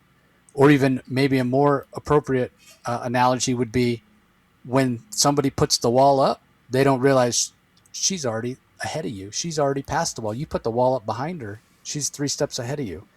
Because as you mentioned, Rocky, she's so young, and yet she's amassed all of this wealth, and she's kind of done everything that she has wanted to do in her life, to the point there's a great page where we see the cat cave and all of her awesome there it is, all of her awesome weaponry and paraphernalia and gear and whatever, and it's so cool to think of her as this, you know, resourceful character with kind of an unlimited resources and what have you. And you know, when you talk about the absolute universe being sort of inverted, right? And we look at things like the Justice League being really made up of villains here. You know, it's infected with Darkseid's Omega energy instead of Alpha energy or what have you. So you start talking about heroes as villains, or, you know, at least in terms of what the ruling party of the universe sees, and the villains more so than any other story being the heroes of their own story. And then you think about Catwoman, who's always been sort of in the middle. But if you want to invert that to some extent, then you do exactly what Shea Grayson and Scott Snyder are doing here. You give her like unlimited resources. You make it where she's just had this incredible run, and when she is confronted, she doesn't attack it with the bluntness of a hammer like Batman does. Instead, it's stylish and it's slick and it's, you know, really cool art, and it's sophisticated and it's sexy. Again, everything that's sort of the opposite of what we get in Absolute Batman. Now, I am not making a judgment whatsoever one way or the other on which style is better objectively, because different things are going to appeal to different people. But for me, subjectively, this is more the kind of stuff that I go for, as opposed to the bluntness of Batman and the horror of Batman, right? I want something that's not horrific to look at. I want something that's pretty to look at. I want somebody who's going to think of their way around the fight, or anticipate the fight and outsmart somebody before the fight even happens, as opposed to seeing some. Now, don't get me wrong, I love seeing Absolute Batman punt a kid as much as the next guy, but you know, there's only so many times you can see him jump around with his giant axe and swing at stuff, as opposed to seeing Catwoman sneak around. Like, I'm a sucker for a heist movie that's all about subterfuge and sneaking around and just outthinking your opponent, outthinking the traps, and that's really what we get here. You mentioned you have it there on the screen. You mentioned the motorcycle turning into a cat that can run. I thought that was brilliant. I thought that was so cool. Brought a big smile to my face. And then finding out, last page reveal, finding out that the person in charge of the group that attacked Selina is basically the absolute version of Cassandra Cain Batgirl. I was like, wait, what? So again, I got that email, and I get all the press emails from DC. They come to my email box. They don't go to Rocky's. But I wanted to be sure that he could read it as well. And if you wanted to post anything on social media. So I was already planning, like, as soon as I read it, I was already planning on, like, I was too excited to send him a message before. Like, as soon as I got the message, I immediately went to the press portal and started reading it. But then as soon as I was already planning right after I was done to let him know, hey, you can go read Absolute Catwoman 1. They want us to. And but then when I got to that last page reveal of Absolute Cassandra Cain, then I was like, oh my God, Rocky's going to lose his mind, because I know that she's one of your favorite characters. So that was really great. And then I do sort of disagree with this a little bit. Great but this is a 6-issue series. Between issues 3 and 4, we're going to get a Cassandra Cain one-shot that talks about her origin along with Lady Shiva. But they announced it on Tuesday afternoon, which I thought, well, you basically are telling people that last page reveal already. Now, maybe it did come out pretty late in the afternoon on Tuesday or what have you. And for all I know, like, I saw it super late. Like, I didn't see it till the evening, so I didn't post anything. It might have even had an embargo for Wednesday or whatever. But anyway, I thought they kind of jumped the gun. They could have waited until late Wednesday, even to put it out with, because that stuff invariably leaks even when there's embargo dates. So, because I just thought it was, that last page reveal was such a cool moment. I hope it wasn't spoiled for anybody, but yeah, I was really impressed by this. There's so many covers. We're not really going to get into the covers. The 61 covers at last count. Yeah, I just put on 3, so Yeah, yeah. There's so many. I picked up all 3 of those. Yeah. There was a David Nakayama one that I picked up as well. Yeah, there's some nice ones. So yeah, but it's Dark Spaces, Good Deeds is the other Shea Grayson story, and I met Shea Grayson a couple years ago at San Diego Comic-Con, and I've reached out several times, and unfortunately we haven't been able to make the schedule work to get her on, like before she got announced as the writer on Absolute Catwoman, and so I'm a little disappointed. I've seen that she's done some other podcasts specifically talking about Absolute Catwoman, and I'd love to have her come on and talk about Dark Spaces, Good Deeds. So maybe one of these days we can make that happen. But I say all that to say, like, go pick it up in trade or single issues. It's really quite a good story. So, all right, up next, Nice House by the Sea. Oh, and I should, man, I don't know if I said my ranking, but Absolute Catwoman is in my top 3. And then Nice House by the Sea, number 10, did not make my top 5. It only came in at number 7 for me. I am still really enjoying it. There's a lot to love here, but the reason I ranked it a little bit lower was just the strength of the week, and I also felt like there's a bit more of a setup issue. But it is in your top 5, Rocky, so I'll let you go into more detail. Let me give the credits real quick. James Tynion IV is the writer. Alvaro Martinez Bueno on the art. Jordi Belair on colors, and World Design handles the lettering and additional design. Yeah. It's hard to give a synopsis. I mean, because this is Nice House by the Sea. Nice House by the Lake was the first series, and that was like 12 issues long, and this is the second one. And so a lot's happened, but I thought there were significant revelations this issue. This was in my top 5. I thought it was great. We got 2 aliens here. We got Max and Walter.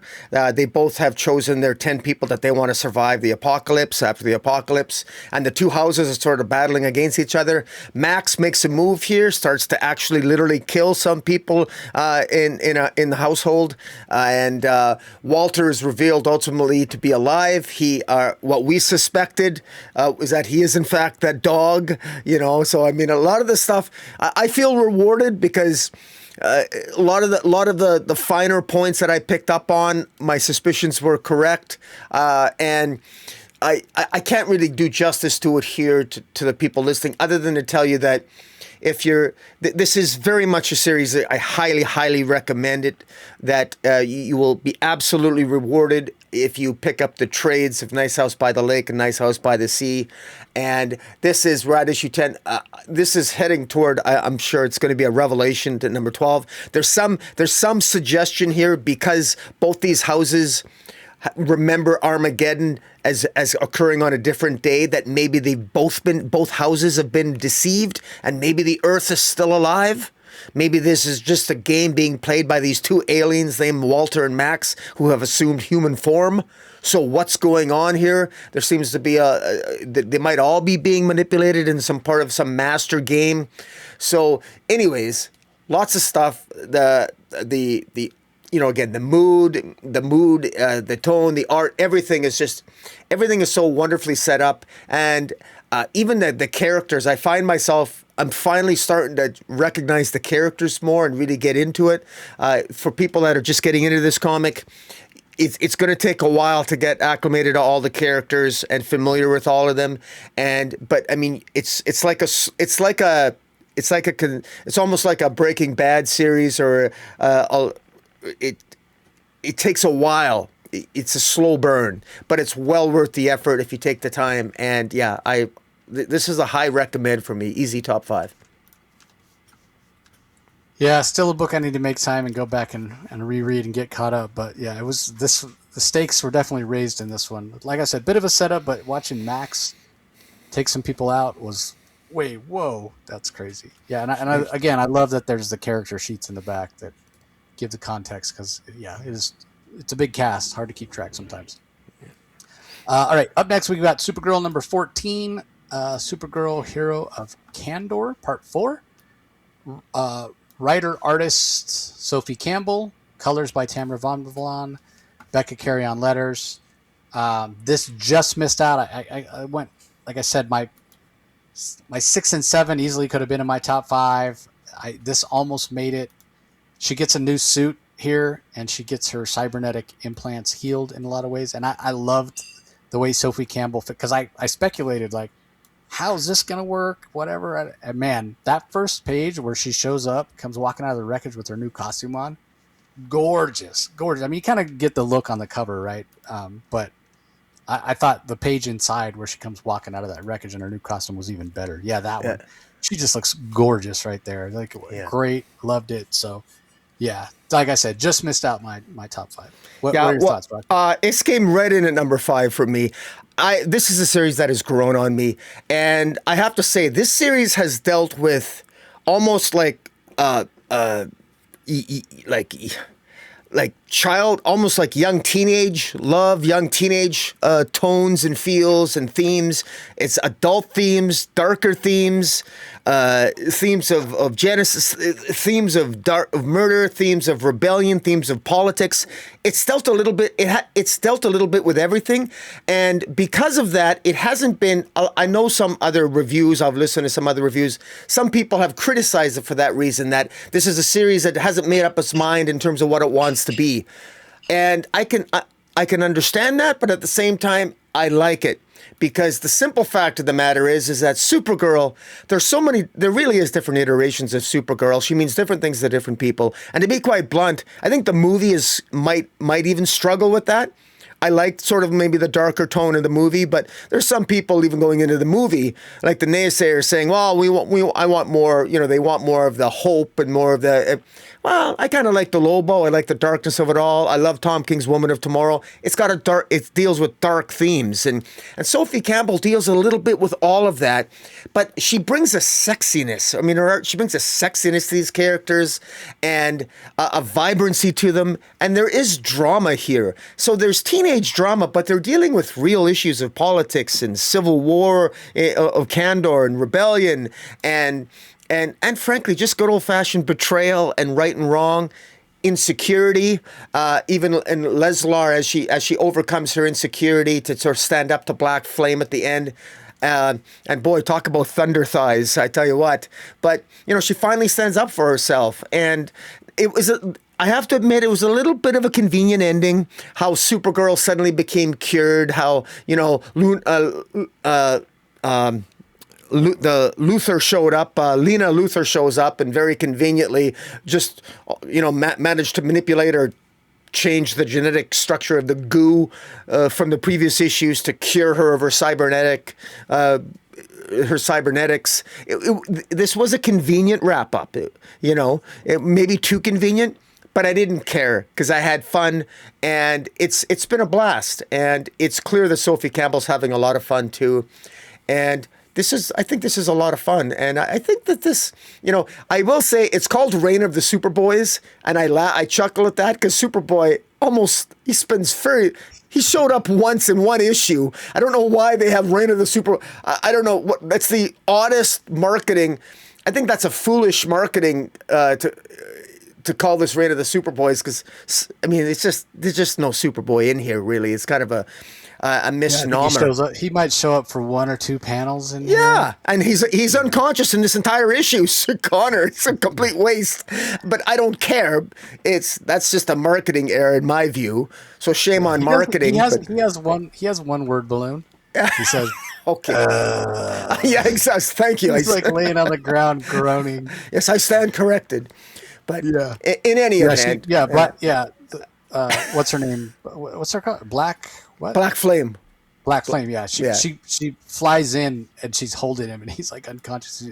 Yeah, and then she drops him on the floor and later he groans. Yeah, so he's literally in here for 2 panels. Yeah, no, it's kind of a waste. But in any event, I think Supergirl. I mean, I don't know why you need to market this as Reign of the Superboys because it very clearly is not. And they even talk about the Matrix returning. This is kind of significant because there are so many little subtle callbacks. The Matrix is a reference to the Peter David run. So there's these little subtle callbacks to us long-term readers that again aren't necessarily significant from a storytelling point of view, but from a legacy point of view, it tells me that this writer, she knows her homework. She cares about this character, and I think it shows in the writing. I quite enjoyed this. Yeah, again, I sort of hope we see more of this costume, but at the same time, I'm like, will we? Because it's her regular costume, based on Superman costume is so iconic, Yeah. and certainly we don't see any of it in any of the we don't see it in any of the Yeah. We're going to see it in cosplay. We're going to see it at a comic convention at some point, I'm sure. Well, what's interesting is there's and I don't know if this is accurate, but on the site that I use, there's a Jim Lee movie variant, and it's watercolor. And I don't know that I've ever seen Jim Lee watercolors before. It doesn't look anything like what I'm used to seeing his art look like. But there's a Terry Dodson variant, which is really cute. There is a Bruno Redondo variant where she's flying above the Statue of Liberty, and then there's a Chrissy Uminga variant where she's flying along with Crypto. So I almost think this will be her costume whenever she's inside the bottle city of Kandor. Like that would make sense to me. Yeah, makes sense. Yeah. Because it's a way for her to have powers that she wouldn't normally have when she's in that bottled city. So hopefully, I say all that to say, I hope she's in the bottle city a lot because I really, really do like this costume. All right, up next we have Bleeding Hearts number 5, written by Dennis Camp. Stephen Morian is the artist, Matt Hollingsworth on colors, and Hassan Otsman Elhal on letters. This snuck in at number 5 for me. I'm still really enjoying this. Apparently off panel between last issue and this issue, the little girl Rabbit, the little human girl Rabbit, her mother was killed and eaten. And so in this issue, she's trapped in a mall, in a candy store, locked up in a candy store with a bunch of other humans. And it's all for this zombie celebration that they call the Great Hunt, where it's so classic, right? Like you think about things like Zack Snyder's Dawn of the Dead or Day of the Dead or whatever it is, that zombie movie where they're all trapped in the mall. And they're talking about, malls were the place when you were zombies, when the first happened, where you could just go and there was like so much to eat there and so many people to chow down on. And so that's why they have this at the mall. So I love that kind of leaning into this idea of zombies having a culture and having holidays and what have you. Kind of humanizes them in a way. So that's basically, this is a bit of setup here where they're getting ready to have the Great Hunt. And also, the main character here, Poke, he gets confronted by his limb mate, right? That's what they call. That's what they call, because they've swapped limbs. But Mush, grows these mushrooms out of his body, basically. Mush confronts him and says, hey, I know what you were doing, whatever. And obviously Poke panics. He's like, oh, he knows I was trying to communicate with these humans and I was taking care of them, whatever. But Mush, he can't even fathom that. All he thinks is that Poke was hoarding them for himself so he didn't have to share with the rest of it's fun. Hoard, Hoard, like keeping it to himself. So he wouldn't have to share it with the Horde, the zombie Horde, Horde. So... and obviously Poke, when Mush kind of says that, Poke immediately agrees, right? Because that's better than the alternative where he feels there's something wrong with him. Why does his heart beat? Why is he feeling emotions? Why does he care about these living people and what have you? And so, Rabbit, they release the live humans from this candy store to get them to run so they can start the Great Hunt. And Rabbit stops to yell at him, and Mush is like, why was she yelling at you like that? Like, why would she? And Poke, thinking, quick on his feet, is like, oh, it's because I killed, all of her companions, whatever. And Mush, he buys that. That makes sense to him. So we'll see what happens. We'll see how they survive. Like, I mentioned it last time, the way last issue ended, I sort of expected Poke to have to, like, take out Mush.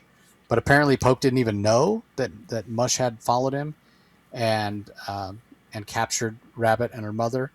So yeah, I mean, if Rabbit is to survive this, it seems like Poke's going to have to take a more active role. So this is just fascinating to me. These different cultures, this dichotomy of feeling and what have you, um, from Dennis Camp. Like this is just inspired Yeah. storytelling. So I'm really enjoying this. And the Stephen Morian art, um, it's zombies, but he does a good job of making them each look unique. Whether it's the flower growing out of Poke's head or the mushrooms growing on Mush's shoulders or what have you.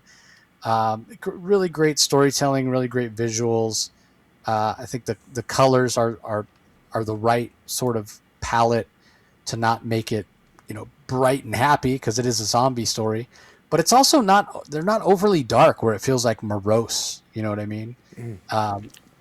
This isn't I wouldn't call this a horror book, like a heavy horror book. Like other things are much darker than this. Like this isn't scary. It's got to be horror adjacent, we'll call it, because there are zombies. But this is more about like the human condition, and especially when you start comparing the different societies, right, and what they value. It's so interesting. So yeah, I'm really enjoying this. I've recommended it to a couple people at my shop, and they picked it up, and they're really hooked on it. Like this one and End of Life are the two Vertigo titles that I got a couple people to pick up at my local comic shop, and they're on board for both of them. Like, oh my god, End of Life is so good.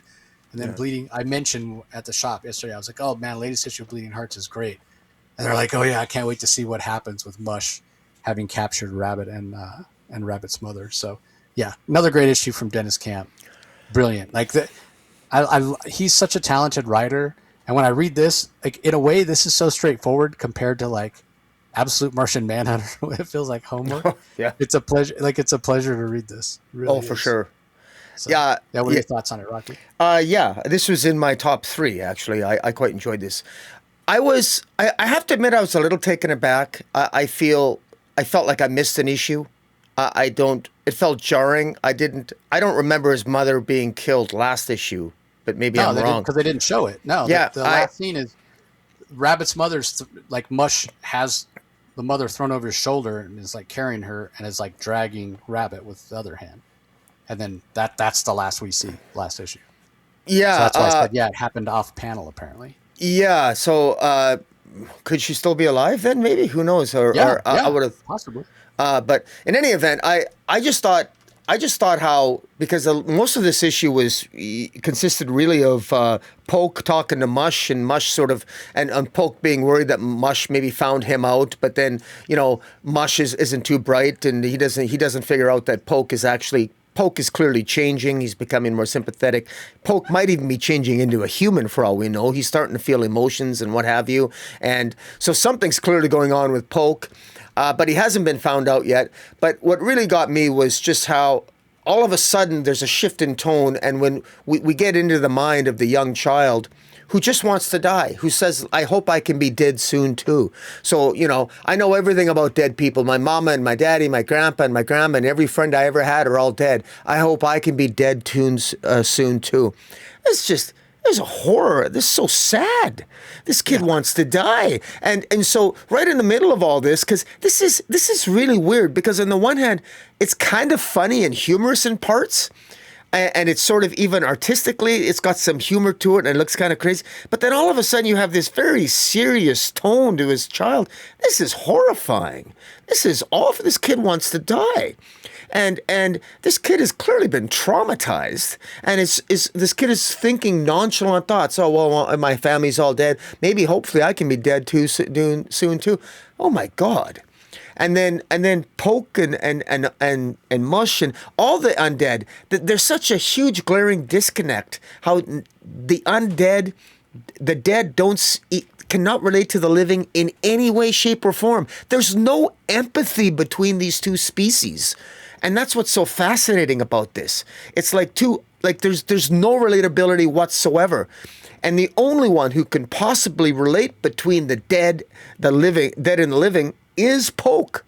And that's what makes Poke so significant. And so you got to think, though, how in the heck You know, when Polk is discovered, like, I mean, I don't know how Polk is going to be able to navigate that huge, significant disconnect between the dead and the living, and that's what's so fascinating about this as this moves forward. So I'm really curious to see what Deniz Camp has in mind.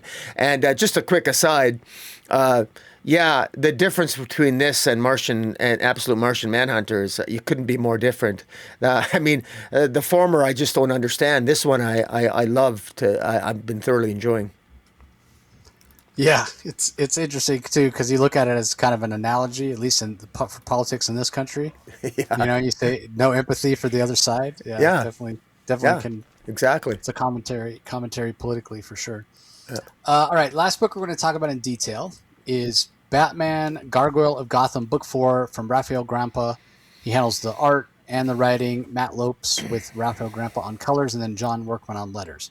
So, yeah, 4 issues, but unfortunately it took 2 years to come out. Again, I question whether or not DC should have announced this when they announced this, which was not last San Diego Comic-Con, but the year before. So not quite 2 years, just shy of 2. Like if this had come out in July around Comic-Con, it would have been exactly 2 years. But yeah, a little less than 2 years for this to come out. And I can understand why. I mean, the art from Grandpa is fantastic. It's gorgeous. The characters' designs are interesting and what have you. And this is Black Label. It is, outside continuity. There's a noir edition as well that's black and white where you can see some of that art in even more details, the line work from Grandpa and what have you. But much like any series that takes this long to come out, basically an issue every 6 months, it lost all its momentum. And I'm not, like when I was reading it, I was struggling to remember what had happened. So I ranked this, I think I put it at number 9, but a lot of that to do with the fact that I put it at 10 actually, but a lot of that to do with the fact that, I kind of don't remember what's going on, but I like these characters and I like this version of Batman. And I think there's something here. So I need to go back and reread it, but just, based on from what I remember, based on it took a long time to come out, I had to put it at 10, unfortunately, like when I looked at the other books that were coming out this week. But I think there's something here. When I go back and revisit it, read it all in one sitting, I probably would raise it in my rankings. Also, there's a Lee Bermejo variant cover, and Lee's one of my favorite artists and my favorite people, and that variant is fantastic. But yeah, I just couldn't put it any higher just based on how long it took to come out. So yeah. Any thoughts on it, Roger? Yeah, I ranked that at number 7. It probably, honestly, if this had come out on time, I would admit it, this probably ought to normally be in my top 5. The writing here is, I think it's superb, but unfortunately, I have this thing where I like to have some competency when people listen to us. I like to have some competency when I recite the general plot, but there's a lot that I need to refresh my memory on, but I can't because of the delay. But I will say that the theme, the whole idea of that this negative energy of Gotham being capitalized on, and it was used, the children of Arkham that were in part of Arkham Asylum, the negative energy was channeled out of them and to make them evil and ultimately to spread. But the doctors were usually, the elite of Gotham wanted to create chaos and basically punish and get rid of the troglodyte, poverty-stricken masses to get rid of the garbage part of society, and the elite wanted to do that. And this issue ends with Bruce Wayne joining that. So Bruce Wayne is a weapon just like Batman is, and ultimately he's going to probably take down the elite as a member, as Bruce Wayne, but he's also Batman. But the whole idea that Bruce Wayne himself was told that it's the young Bruce Wayne that was the conduit. He was the channel by which this negative energy was discovered. It was discovered in a young Bruce Wayne. So it was the trauma that led to Batman that led to all this experimentation, that led to all this chaos that happens in this issue. That's kind of a big revelation. And then you've got this young kid who's kind of like a young kid Joker, how he plays in, along with the other villains, and how he ends up with his Bat team at the end, which are the combination of all these kids and these characters that played a role over the course of these 4 issues, combined with this amazing art. I read this 4th issue in black and white. And interestingly enough, the reason why I did was that I watched Spider-Man Noir in black and white. And I thought, well, I have the choice here. Why don't I read this in black and white? And I'm glad I did. And that's why I'm showing it in black and white here. So I do think that, Look, Doomsday Clock. Doomsday Clock is one of my favorite series, and that took whatever 2-3 years to come out or longer. This is going to be worth picking up. I think I'm going to be picking this one up in hardcover because I do think that it has something to say. And in fairness, each issue is 60 pages long. That's a lot to remember. I mean, it's 240 pages all in, I think, for this. So this is a long story, but I think it's going to be worth to pick up in trade. So it does get my recommendation, even though it never made my top 5. Yeah, I mean, I wonder if it would have been better served to be, 20-page increments, regular size issues. But at the same time, I sort of don't think so, because the story would be more inscrutable that way, because they are big ideas that Grandpa's paying off. So there are a few reprints this week, if I'm not mistaken. Okay, maybe not. Well, there's some facsimiles for sure. We get Supergirl and the Legion of Superheroes 23, that variant Adam Hughes with Supergirl on it, which is just beautiful, which I had to pick up because I have the regular cover, not the variant. So yeah, me too. And perfect timing with the Supergirl movie coming out. So yep, exactly. And then as far as collected editions this week, got a few. Got Absolute Green Lantern Volume 2, Sojourner hardcover. So this is collecting the Absolute Green Lantern issues 7 through 12. There is a new collection for Batman Superman World's Finest. So this goes beyond the trade paperback. It's Batman Superman World's Finest, the deluxe edition, Volume 1 hardcover.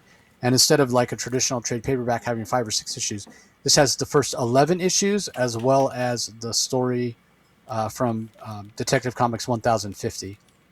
So it's basically 12 issues worth of stuff in a hardcover, 352 pages, $50. And then DC's Finest Team-Ups, The Impossible Escape. So it's Batman teaming up with a bunch of people. And you want to talk about like legendary creators on a book. This is collecting work from Bob Haney, Jim Aparo, Denny O'Neil, Murray Bulletnoff, like really, really seminal guys that really helped shape who Batman became in the late 70s and 80s. So this collects team-ups from The Brave and the Bold, which was the classic, Batman. Like World's Finest was Batman and Superman. DC Comics Presents was Superman teaming up with somebody, and then Brave and the Bold was Batman teaming up with somebody. So issues 106 through 130, and then also Super Team Family 1 through 7. So you got 560 pages for $40. Really great deal. And then finally, Supergirl, the Silver Age Omnibus Volume 1. So this is collecting the Supergirl adventures that were originally presented in the first issue where she showed up, which was Action Comics 252 through issue 307. So you got 688 pages for $100 in a hardcover. So if you're a big Supergirl fan or you want to know more about Supergirl, definitely look to pick that up. So, all right, time for the rankings and books of the week. I think I went first, Rocky, so fire away. Okay, so my coming in at number 11 was Barbara Gordon Breakout number 2.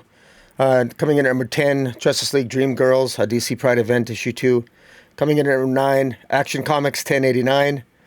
Number 8, Emperor Aquaman, issue 18. Coming in at number 7, Batman Gargoyles of Gotham, issue 4, the final issue. Number 6, Green Lantern Corps 17. My top 5, coming in at number 5, Supergirl 14. Number 4, Nice House by the Sea, number 10. My top 3, and coming in at number 3, Bleeding Hearts, number 5. Coming in at number 2, Fury of Firestorm, number 3. But, no surprise, I'm the absolute absolute Catwoman, number 1. Was just an easy choice for me, quite frankly. I've been loving that. And, Trey Grayson just did a great job. So, yeah, so absolute Catwoman all the way. Yeah, I think that'll be a lot of people's favorite. Sorry, you're on mute, my friend. Oh.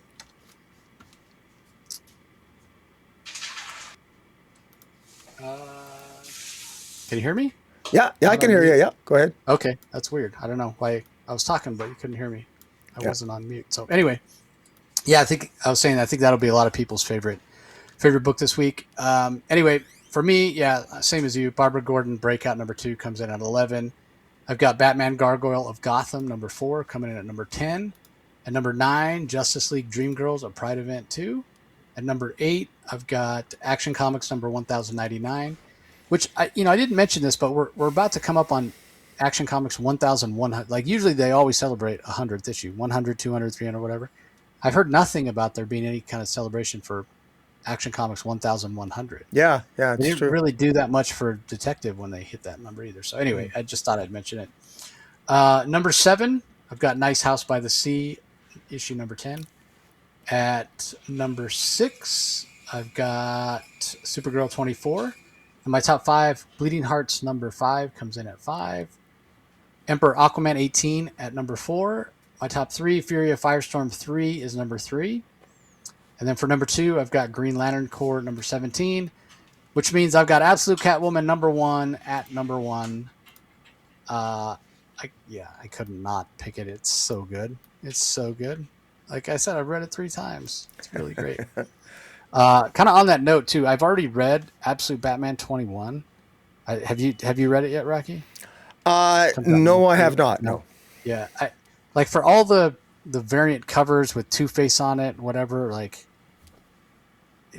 yeah, interesting choices. That's all I'm gonna say. I don't want to spoil anything, but interesting choices with what they decide to, like what's gonna be on the cover, and then new character. I mean, because the last issue, and I was kind of wondering this when we saw the cover, like, okay, we get this really cool cover of the Absolute Two-Face, which looks different than we've seen him look before. I mean, we met Harvey Dent, I think, in the first issue when we found out that, Bruce's childhood friends were Harvey Dent and Oswald Cobblepot and Edward Nygma and Waylon Jones and Selena Kyle, just like so interesting. But yeah, the fact that I'm like, okay, how are we getting a Two-Face issue and he's on the cover and dominating? We're getting all these variants of Two-Face when the last issue ends with him being confronted by the Robins and the mechs. Right? It goes back to what I'm saying about, I feel like we're moving so fast. Like last issue was 20, and we had all the variants for all the like 160 variants for the Robins or whatever, and now we're already on Two-Face. Like, can we just give the story a chance to breathe? And then, of course, that's not even talking about the debacle of the covers being damaged for 20. So hopefully there's not a repeat of that. But anyway, I only bring it up because Absolute Catwoman was our number 1. And the contrast between the two is so interesting to me. So anyway, that's going to do it for this episode. Sorry it was late, everybody. Again, real life getting in the way, but we appreciate you joining as always, and we'll talk to you next time. Catch you later.